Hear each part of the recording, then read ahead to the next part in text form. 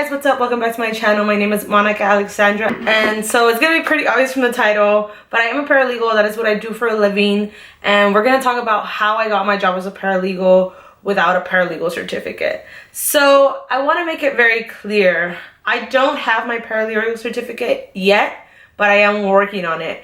I have one class left to go in this semester, and then I will be done with my paralegal certificate program. So if you're not in the same position as me, maybe this isn't the video for you, but I think I can still give you guys tips that will help you in getting a job. So let's start off. I wrote some stuff in my phone, so you guys are gonna see me looking at my phone.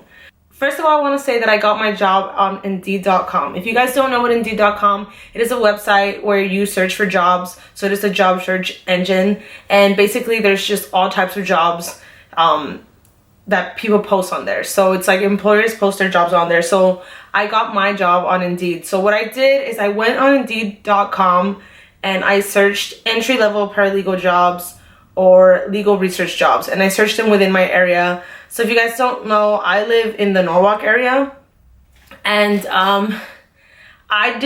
you have to know, like, you have to be kind of flexible with what you want. Since you're looking for an entry-level job, there's not going to be a lot of entry-level jobs in the area exactly where you live at, unless you happen to live in like downtown LA or New York City, like where there's like a lot of law firms. But like for me, in my case, I would have loved to have a job here in Norwalk, but that just there wasn't a lot of opportunity to have a job in Norwalk for entry level. So I had to tell myself like that I was willing to travel. So you kind of have to be willing to travel if you're looking for an entry level, because there's not a lot of entry level out there. So with that being said, on the Indeed website, you can like say how far you want to go. And I told myself I'll be down to go to Orange County and LA County and anywhere in between. But like I wasn't going to go to like Hollywood to get a job either. And I wasn't going to go to like Costa Mesa to get a job either. So you kind of have to tell yourself like how far are you willing to go? And that also depends on your pay, because obviously if your job pays really well, then you won't mind driving farther away. But if your job doesn't pay that well, then it's not worth it to drive that far away for that kind of job. You get me? So you kind of have to decide that for yourself and what's best for you. I told you guys that I looked up entry-level paralegal or legal assistant jobs. Now, also another thing to take into consideration is the type of law you want to work in. So me personally, I knew that I wanted to work in immigration law or I wanted to work in family law. Those were my two top like law area choices.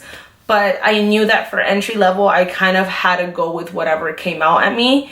And that's just me. It's not really settling, but it's me saying like, I'll work at this job for a few years to get the experience, and then like 3 years from now, I can apply to another job in the area that I want, just so I can get that experience. Because what you're gonna find is applying to these jobs on like Indeed or even LinkedIn or wherever it is that you're looking for jobs, most if not all of them require experience. They all tell you 1 year plus experience, 3 years experience. The best paying jobs are the ones with like 5 to 7 years of experience, which is crazy. So I'm gonna tell you about my experience in the law field. My experience is in the paralegal program. We have this class called work experience, where you can get an internship at a law firm or at a law office, doing something in the legal world. So what I did is I interned. So I interned last semester, which was from like January to May. So I interned from January to May at the Whittier Courthouse at a domestic violence clinic. And honestly, it was a great learning experience. And I learned so much from it, and it helped me to see that I really did want to be in family law or immigration, because coming into that, I was working a lot with clients who were of lower income, and a lot of them were immigrants. So it kind of like helped me to reinforce my idea that I did want to be in family or immigration. So that's the kind of experience that I had, and I'm talking about from January to May. That was my experience. That's not a long time. You're talking about like 4 to 5 months of experience, and that's all. I had never stepped into like a courthouse setting or a law office setting. I had never been in there before, like ever in my entire life. All these jobs that I applied to, they all said like at least a year of experience. There was like 2 jobs that I encountered that they said no experience necessary, will train you from the bottom up, and I did apply to those 2 jobs. But all the other jobs that I applied to, they all said at least 1 year of experience required. And I had 5 months, but I told myself, you know what? I'm gonna apply, and when they ask me how much experience I have, like, I'm not gonna lie, because obviously you put that on your resume. You put how long you've been working at said place. So I put that I interned at that place from January to June, and I applied in July. Okay, so I was like kind of hesitant, but you have to take chances. You know, you have to tell yourself, you have to believe in yourself. Most of all, tell yourself, like, you know, if you know how to do it, like, read what the description on the job says. Don't just like say, I'm gonna apply, hopefully I get the job, and just hope for the best, because they do expect you to know how to do things. You know, you can't go and apply to a job that you know nothing about. Like, I would highly recommend that if you could get some type of internship, and on the Indeed website there actually is like internship opportunities where they'll tell you like they're unpaid, and they'll tell you like, we can give you school credit. So if you are in school, I do suggest that you look into doing some type of internship opportunity, because it's gonna help you in the long run. Like, if you have no type of experience in it, it's just gonna look better on your resume. That's something that you can put on your resume and they'll consider.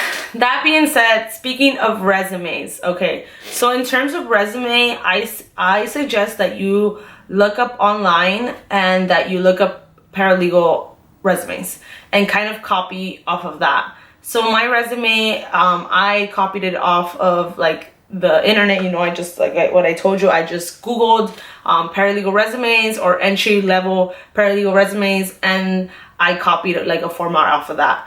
So I highly recommend that, and your resume must be impeccable. There can be no typos, there can be no mistakes on it, because you are applying for a paralegal position, which as a paralegal, you know, you have to be super detail oriented, and your job is to catch lawyers' mistakes. So if you can't catch your own mistakes, a lawyer is not going to trust you to correct his mistakes. So just, that's one of the things that I say, that you highly have to check your resume, recheck your resume, and check it again. And I know that's kind of tedious, but do so to yourself. That brings me on to the second part of what employers ask you for, which is the cover letter. Okay, so do not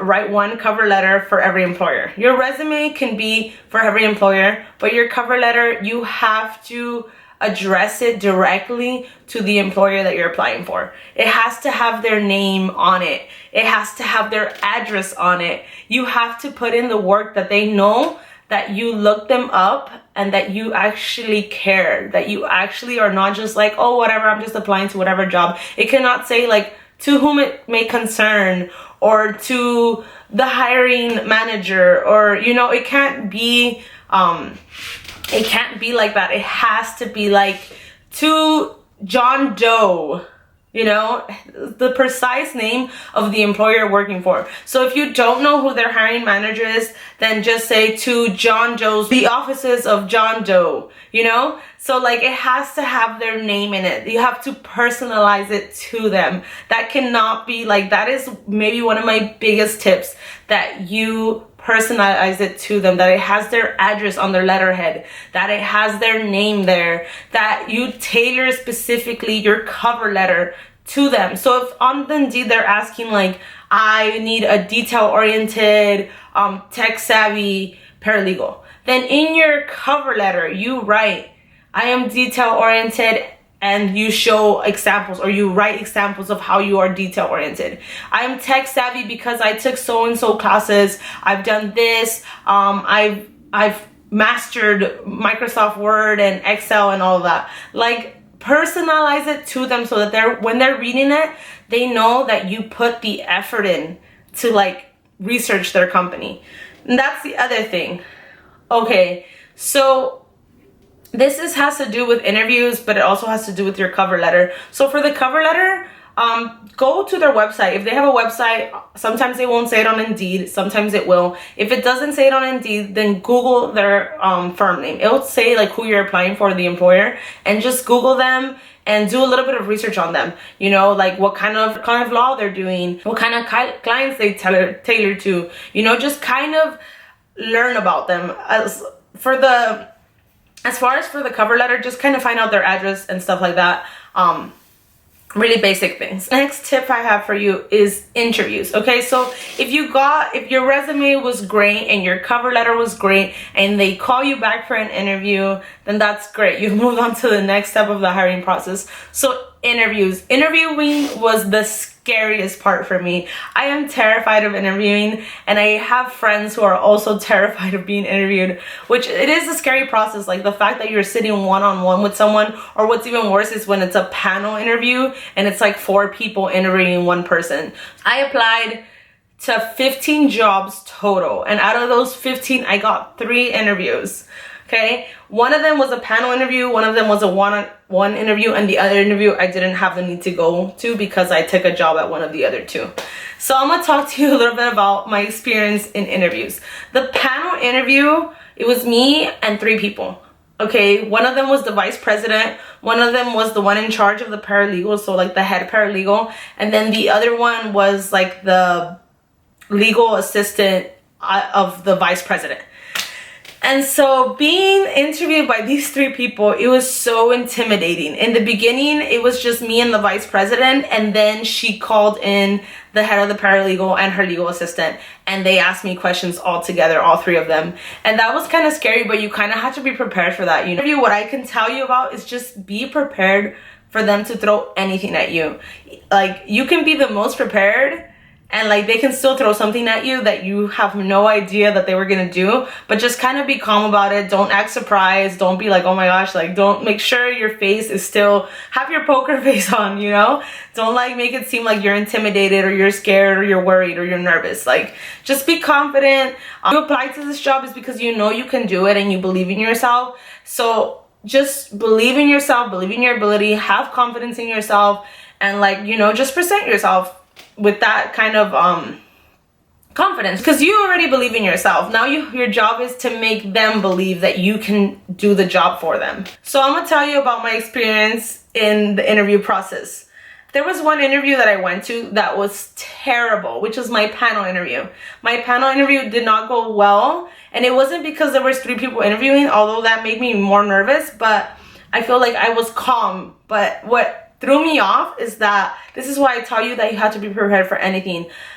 They administered a typing test like right on the spot, and it was one of those keyboards. I don't know what they're called, which I should know, but I don't know what they're called. It's like where it's like double-sided. Take a typing test on one of those keyboards, and I had never used one of those keyboards, so I was just like, what is this? It was like the worst thing ever, and I typed so slow. She gave me 2 chances to take it. The first time, I think I typed like 31 words per minute, which is terrible. And then the second time around, I typed 40 words per minute. So I'm just telling you to be prepared for them to throw anything at you, because they will. And you have to be ready for that. Interview question that my panel interview they gave me, my last question was, tell me something that's not on your resume. And you have to be prepared for that too. Make sure you have an answer for that, because for me, I was like, in my head, I thought quick on my toes, because obviously you can't be like just like but in that moment I wasn't prepared for that question. It wasn't one of the questions that I had like researched, and so it kind of disoriented me a little bit. But yeah, make sure you tell them something. It could be like, oh, you know what, I did some volunteer work working like at a soup kitchen one summer. I like, you know, just tell them something that's not on your resume. They're trying to get away from you as a professional and get you to know you more on the personal level. So just kind of research all these questions to get an answer. Just be prepared for any questions and research a lot of questions. Like, don't just go to one website and research their questions. No, go to like website after website after website. And the more interview questions that you research and you have answers for, the better, because you don't know what employers are gonna throw at you. They can throw literally anything at you, so just be prepared. So speaking of my terrible interview, I told you guys, that interview, like I left and I felt so humiliated. Honestly, I felt so down on myself. I told myself, like, it was sad because I had prepared so much and I thought I was gonna knock it out of the park, and then I got there and I did terrible. And yes, it makes you feel bad, but I'm here to tell you, like, you're gonna have bad interviews, you're gonna have terrible interviews, and that's okay. Don't give up. I know it's humiliating to go stand in front of people and like fail miserably in your head, like, you know, but it's okay. There's other jobs, there's other employers, there's other opportunities. It's not like this is the only opportunity that you have.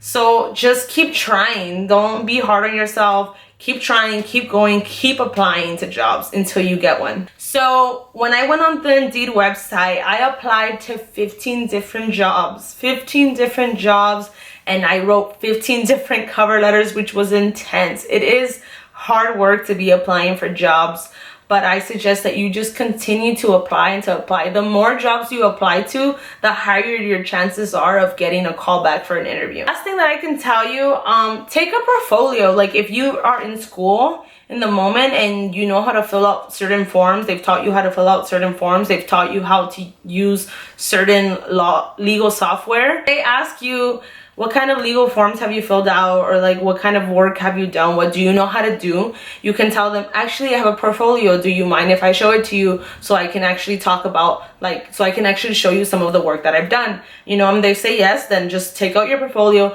present it to them and be like, okay, so these are family law forms, these are immigration forms, like this is what I do, I've done this, this is the legal software that I've used. And it gives them like, okay, yes, this person does know how to do this. They're not just saying that. It doesn't just say it on their resume. Like they're seeing with their own eyes in front of them that you actually knew how to do something. It's like, be enthusiastic. Don't go to an interview and be like dead, you know, like don't, like, look excited to be there. Look excited to have the opportunity to interview with this person, that they're looking to hire you. They're looking to hire someone that's going to be working with them, and they don't want to have someone there that's like just going to be like dead all the time, like unenthusiastic, no energy. Like that's not the type of person that they want to work with. So that's pretty much it that I have. My biggest tips, I'm just going to make a little summary of the biggest tips. Personalize your cover letters. Be prepared for any interview question, and be confident. Be confident in yourself. You know you can do this. You got this. Like, I believe in you. You believe in you. Go out and get a job. It's gonna be okay. I know it's a scary world out there, and it's scary to like interview, especially like for your first time getting like a professional job, because maybe you've worked like at a retail store or at a restaurant, but this is like your first professional job. So it is a really scary experience, but it's gonna be fine. Like, just be confident and you will get a job, and be persistent. That's the last thing. Be persistent. Apply to job after job after job. The more jobs you apply to, the better chances you have of getting a job. And so yeah, guys, that's it. I hope you enjoyed this video, and I will see you guys next time. Bye, guys.